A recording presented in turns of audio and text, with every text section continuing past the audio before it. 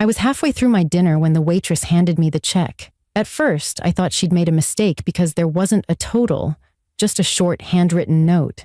It said, "Leave your phone on the table and walk out now." My stomach twisted. I looked up, confused, but the waitress was already gone. I turned around to ask someone else, but every customer in the restaurant had vanished. The whole place was silent. That was the moment I realized something was terribly wrong. Before I tell you what happened next, make sure to subscribe to my channel and let me know where you're watching from in the comments. Trust me, you'll want to hear the rest of this. My name is Nora Bennett. I'm 29 years old and I work as a nurse at St. Helena's Hospital. Most nights, I'm surrounded by noise, machines beeping, patients calling, the constant shuffle of tired feet on the tile floors.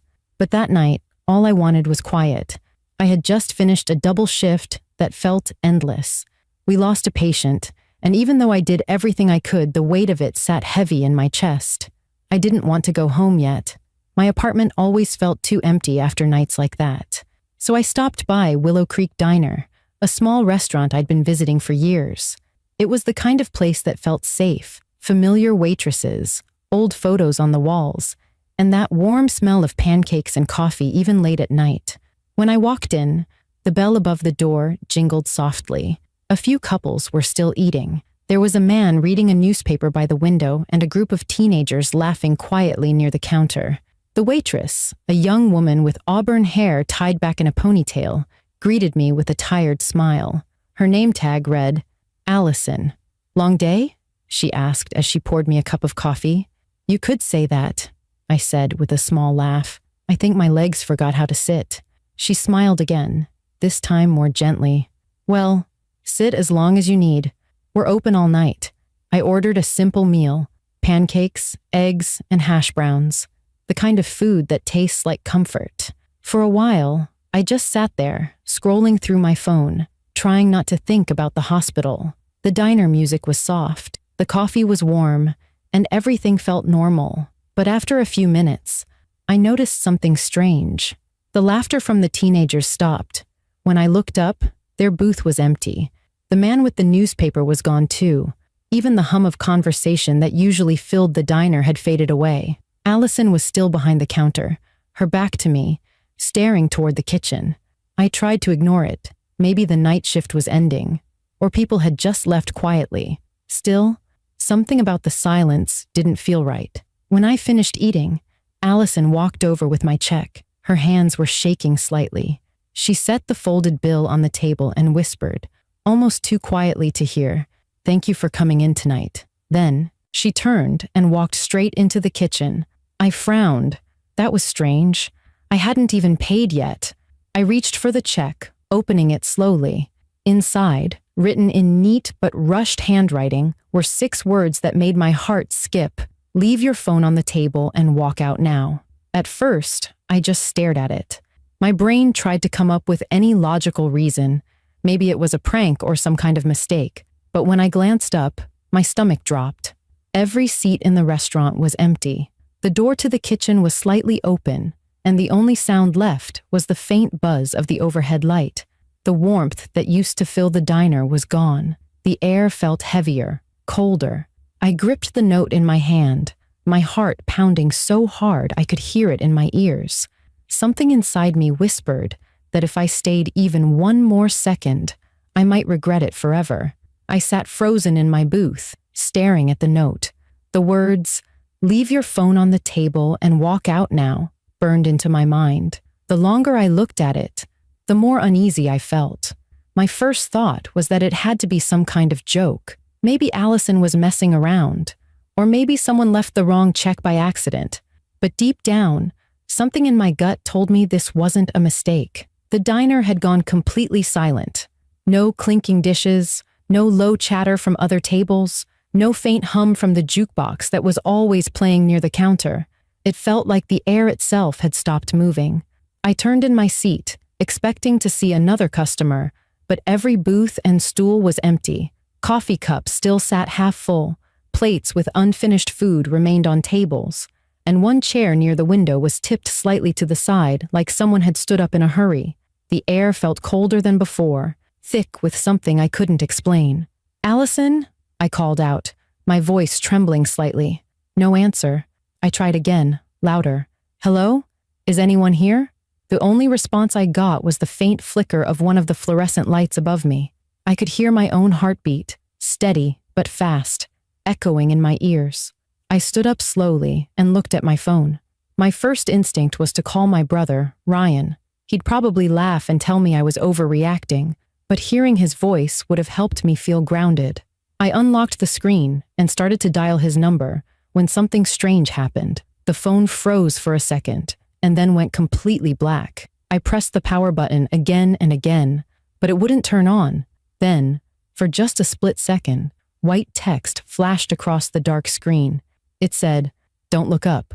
I froze. My throat went dry and I felt a chill crawl up the back of my neck. I looked around the diner again, trying to tell myself my eyes were playing tricks on me, but everything looked exactly the same, except for the shadows. The overhead light flickered again, and this time I saw movement near the kitchen door, a quick shape, like someone walking past.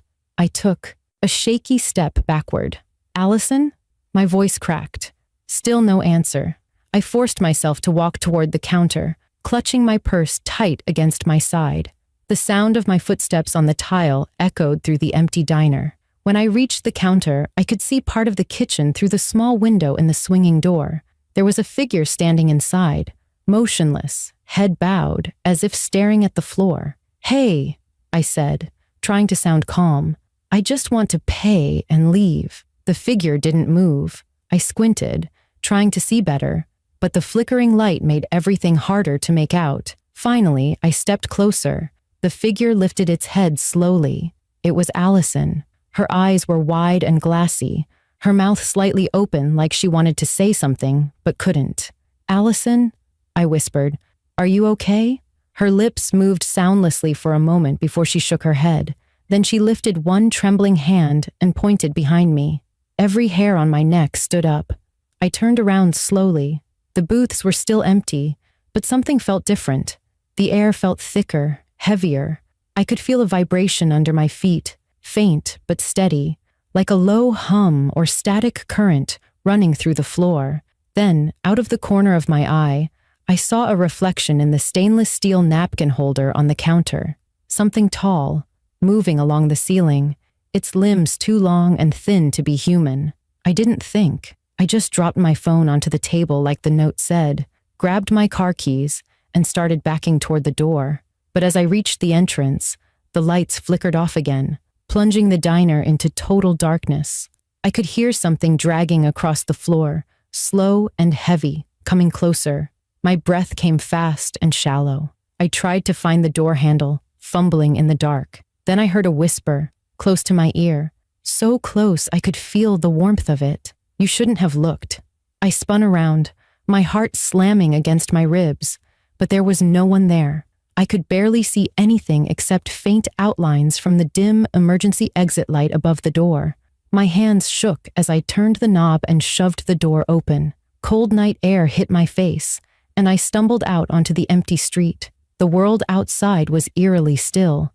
Not a single car drove by, not even the distant hum of traffic. The diner lights behind me flickered once more, and then went out completely. I turned to look through the window. The booths were empty again, but something about the reflection in the glass made my stomach twist. Inside the diner, at the table where I had been sitting, I saw my phone lying exactly where I left it. The screen was glowing faintly, showing a live feed from a camera. On the screen, I could see myself standing outside, staring back through the window. Only in the reflection, I wasn't moving. I was sitting at the booth again, still and pale, with my eyes open wide. My knees went weak. I turned away and ran, my shoes slapping against the pavement as I headed for my car parked down the block. I didn't look back until I reached the driver's seat, slamming the door shut behind me. My hands were shaking so badly I dropped the keys twice before managing to start the engine. As I pulled out of the parking lot, I caught one last glimpse of the diner in my rearview mirror. For a moment, the inside lights flickered back on, and I could have sworn I saw every booth filled again. Only this time, all the customers were facing the window, watching me drive away. I didn't stop driving until the diner was miles behind me. My heart wouldn't slow down, and my hands shook against the steering wheel the entire way. When I finally reached the main road, I pulled into a gas station and parked near the lights. For a few minutes, I just sat there, trying to catch my breath. Every part of me wanted to forget what had happened, to go home, lock the doors, and pretend none of it was real, but I couldn't. Something about the way Allison had looked, the terror in her eyes, the urgency in her voice, wouldn't leave my mind. She hadn't been trying to scare me. She'd been trying to save me. I reached into my bag to grab my phone, then froze. It wasn't there. The memory hit me like a wave. I had left it on the table, just like the note said. For a moment, panic flared in my chest. My whole life was on that phone. My contacts, messages, photos, even my work ID login. I told myself I'd go to the police, but what would I even say? A waitress gave me a weird note, and a ghost crawled on the ceiling. No one would believe me. I didn't even believe me. After a long minute, I decided I couldn't just leave it there. I had to go back. Maybe I could grab my phone and be out before anyone noticed. Maybe there was an explanation for what I'd seen. Maybe my mind was playing tricks on me after too many sleepless nights at the hospital. That's what I told myself as I turned the car around. The road back to Willow Creek Diner was almost empty. The streetlights flickered faintly in the distance, and the night felt heavier than before. My headlights cut through the darkness, catching glimpses of trees and old houses that looked unfamiliar, even though I'd driven this road countless times before. When I finally saw the diner's neon sign up ahead, my stomach twisted. It was still glowing. That red open 24 hours sign flickered weakly in the window, like nothing had happened. I parked across the street and shut off the engine. For a moment, I just sat there, staring at the building. Everything looked exactly as I'd left it, except now the inside lights were dimmer, giving the place a strange, empty glow. I took a deep breath, opened the car door, and stepped out. The air was colder now, biting against my skin. My shoes crunched over broken glass as I crossed the street.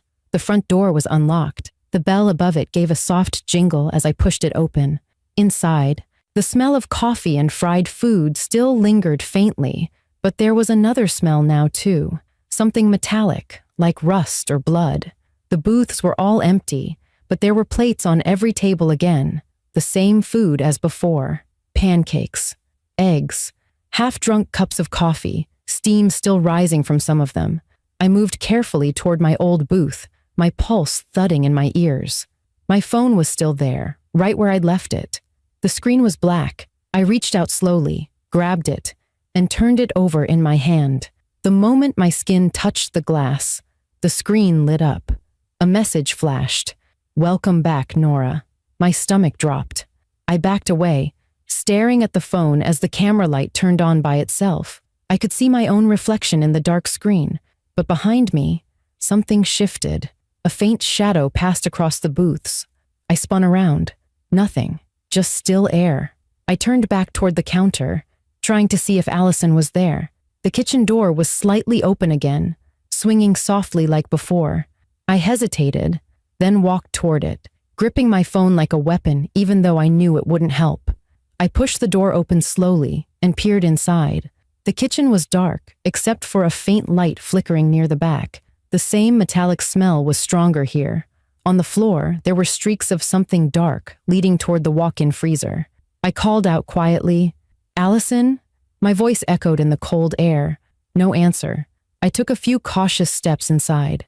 The metal counters reflected the dim light, and I caught my reflection in one of them. Except it didn't move when I did. It just stared at me. I blinked, thinking I was imagining it, but it was still there. Same face, same hair, but the eyes were wrong, empty, hollow. My breath caught in my throat. I turned toward the freezer.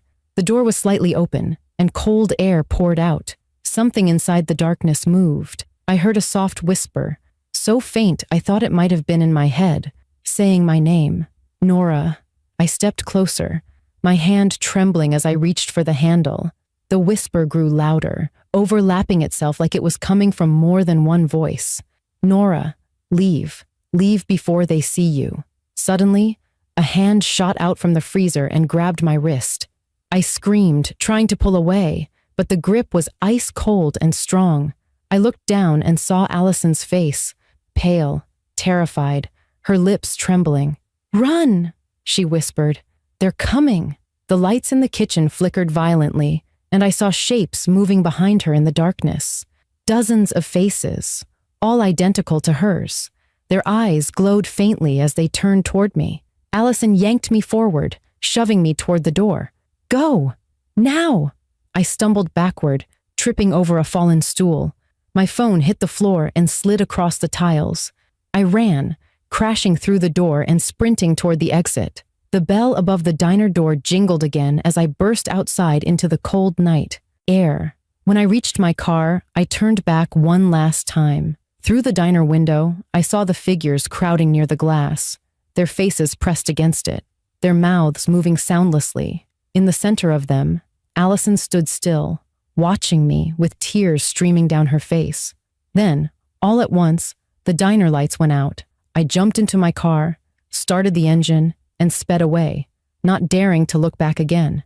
But as I drove, my phone, still lying on the passenger seat, lit up on its own. The screen displayed a live video feed. It was the diner, but this time I wasn't outside it. I was sitting inside, at my old booth, smiling at the camera. I didn't stop driving until I saw city lights in the distance. My heart wouldn't slow down, and my hands gripped the steering wheel so tightly that my knuckles turned white. The image of Allison's pale face and the whispering figures behind her wouldn't leave my mind. I kept glancing at the rearview mirror, half expecting to see headlights following me or something crawling across the road. But there was nothing, just the dark, empty highway stretching behind me. When I finally reached the outskirts of the city, I pulled into a small motel, the kind of place that looked tired and forgotten. The old man at the counter barely looked up as I handed him cash. "Room 9, he said flatly, sliding the key across the counter. I didn't even unpack when I got inside. I locked the door, shut the curtains, and sat on the bed, trying to steady my breathing. My phone was still on the seat next to me where it had lit up on its own earlier. Now it was dark again. I didn't want to touch it, but I couldn't ignore it either. I needed to know if what I saw was real. I hesitated before turning it over. The screen flickered, then powered on. No lock screen, no apps, just a single file saved on the home screen titled, "Open Me." My chest tightened. Part of me wanted to throw the phone out the window, but my curiosity was stronger. I tapped the file. The screen went black for a moment, then a video started playing. The camera angle was shaky, like it was from a security feed. It showed the diner, exactly how I remembered it. The booths, the counter, even the same dim lighting. The timestamp in the corner read the exact time I had been there earlier that night. The footage showed me sitting at my booth, eating quietly. I watched myself on the screen, but something felt off. I looked too still, too perfect, like a mannequin pretending to be human. The version of me in the video stood up and began walking toward the counter, leaving her phone behind. Then she stopped halfway, turned, and stared directly into the camera. The expression on her face made my blood run cold. She smiled, slowly, deliberately, as if she knew I was watching. The video glitched, and for a second, the image distorted. The reflection of the mirrors in the diner showed dozens of other figures sitting in the booths, each one identical to me. I dropped the phone on the bed, my stomach twisted, and I pressed my palms against my eyes, trying to block it out. My thoughts spun in every direction. Was it a recording? A trick? Some kind of setup? I didn't know anymore. I reached for my bag and pulled out my wallet, my hospital ID, anything that could remind me who I was. But when I looked at my ID, something made me freeze. The photo wasn't me. It was the same woman from the diner, same clothes, same hair, but her eyes were darker, empty. "No," I whispered, shaking my head. I tore open my wallet, pulling out my driver's license. Same thing. The face looked like mine, but it wasn't mine. I felt dizzy, like the world had tilted sideways.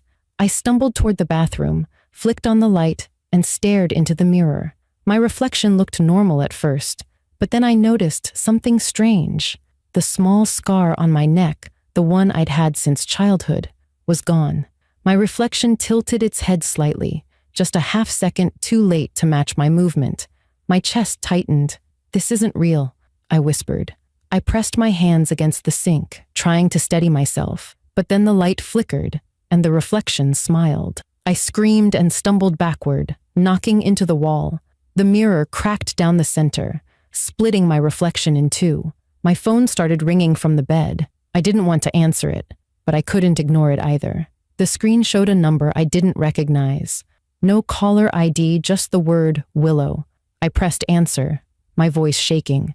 "Who is this?" For a few seconds, there was only static. Then a voice spoke, soft and familiar. "You didn't leave when you were supposed to, Nora." My blood went cold. It was Allison. "What do you want from me?" I whispered. "You were warned," she said, her voice breaking. "The note wasn't for you. It was for the one sitting with you." I frowned, not understanding. "What are you talking about?" Allison's voice grew weaker. "They copy what they touch. Once you looked at your phone, it was too late. It's already taken you." My mouth went dry. I looked at the phone screen again, but this time the reflection in the black glass wasn't mine. The woman staring back had the same face, but her eyes were darker, her expression calm and knowing. She raised her hand slowly, waving at me through the screen. I threw the phone onto the floor, but the voice didn't stop. It came from the broken screen, clear and steady. "Don't run again. You're home now." The lights in the motel flickered once, then twice, and went out completely. My heart raced as I fumbled toward the door. I tried to open it, but the handle wouldn't move. I hit it with my shoulder, but it was like it had fused shut. The room was pitch black except for the faint glow from the phone on the carpet. The light stretched across the wall, forming a moving shadow, someone standing just beyond the glow. I pressed myself against the wall, shaking. The shadow grew closer until I could see its outline clearly. It was me. The same face, the same height, the same clothes. The copy stepped into the light, her movements slow, precise, like a puppet learning how to walk. She smiled. "You should have left your phone." Before I could react, she lunged forward, grabbing my wrist. Her skin felt ice cold, like touching something dead. I screamed and tried to pull away, but the room spun around me. My vision blurred, my knees buckled, and everything went black. When I opened my eyes, I was standing in the diner again. The lights were back on. The smell of coffee filled the air, and the booths were full of people chatting quietly like nothing had happened. Allison walked past me, smiling warmly. "Good morning, Nora," she said. "Your usual?" I opened my mouth, but no words came out. I looked down at my hands. They were trembling, but something was wrong. My reflection in the napkin holder smiled before I did. I wasn't the same anymore. The world felt both familiar and wrong when I opened my eyes.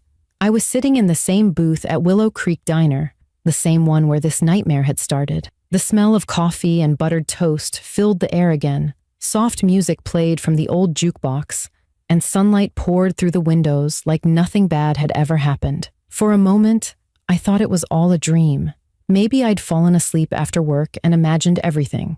I let out a shaky laugh and rubbed my eyes, trying to convince myself I was safe. But then I noticed my phone sitting neatly on the table, the screen black but faintly glowing, as if waiting for me to touch it. Across from me, Allison stood at the counter, smiling at a customer.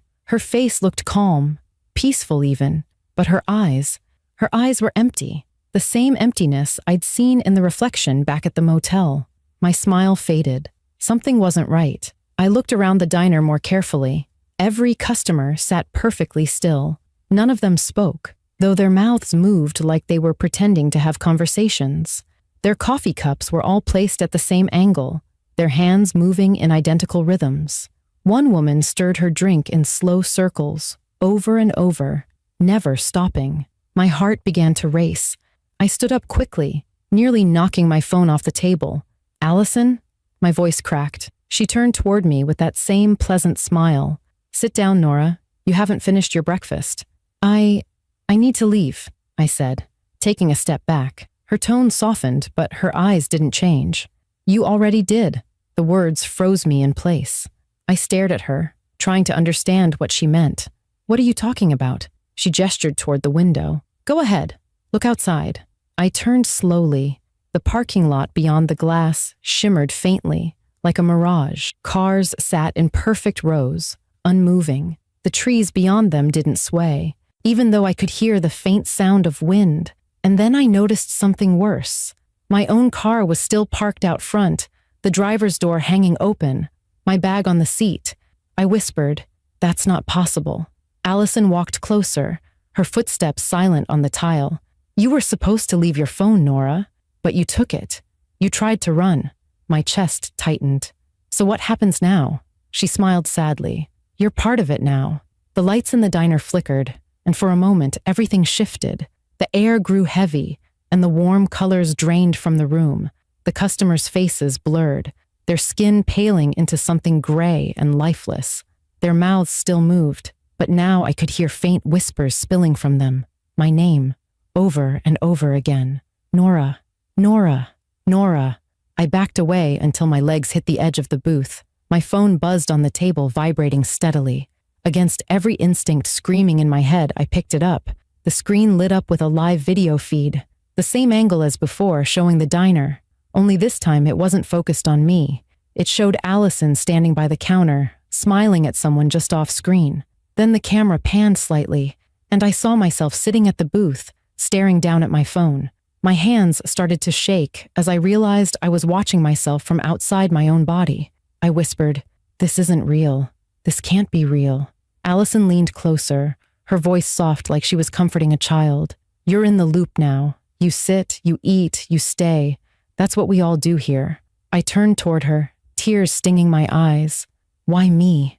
She looked down at the note still lying under my coffee cup, the same note that started it all. Her voice trembled. "Because you answered." Before I could speak, the room shifted again.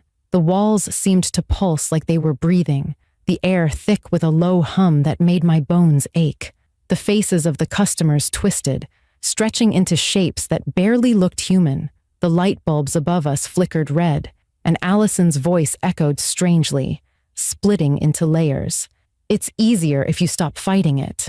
I dropped the phone and ran for the door, but when I pushed it open, I didn't step outside. I was back in the same booth, the same half-eaten breakfast sitting in front of me. My phone vibrated again. This time, the screen displayed a message. "You left once. Don't try again." My breath came in shallow gasps. I grabbed a coffee mug and threw it at the window, but it didn't break. The glass rippled like water, then smoothed out again. Allison's reflection appeared beside mine, smiling gently. "You can't leave, Nora," she said. "Not until someone takes your place." The diner went quiet. I looked at her, realizing what she meant. That's why she had given me the note that night. She hadn't been trying to hurt me. She'd been trying to escape. Someone else had trapped her, just like I was trapped now. My stomach turned as the truth sank in. Every waitress, every customer, they were all people who had been caught here before me. The diner wasn't just haunted. It was feeding on us, one by one. I sat back down slowly, my legs weak. The coffee in front of me was steaming again. The clock on the wall ticked once, then stopped completely. Allison set a new receipt on my table. I hesitated before looking at it. The handwriting was mine. It said, "Leave your phone on the table and walk out now." Across the diner, the bell above the door jingled as a new customer walked in. A woman, tired, alone, holding her phone. Allison turned toward her with that same warm smile I'd seen before and said softly, "Take a seat anywhere." The woman smiled back and sat down in my old booth. My chest ached as I watched her. I wanted to warn her, to scream, to tell her to leave before it was too late. But when I tried to speak, nothing came out. I was already fading, becoming part of the quiet background noise of the diner. As the scene repeated itself, the note, the whisper, the flicker of the lights, I realized this was how the story would go on forever. I wasn't Nora anymore. I was the one handing out the notes. If you're watching this, remember, if you ever get a message that says, "Leave your phone on the table and walk out now," don't hesitate. Don't question it. Just go. And before you go, make sure to subscribe to my channel for more terrifying real-life stories, and comment where you're watching from. Stay safe and never ignore a warning.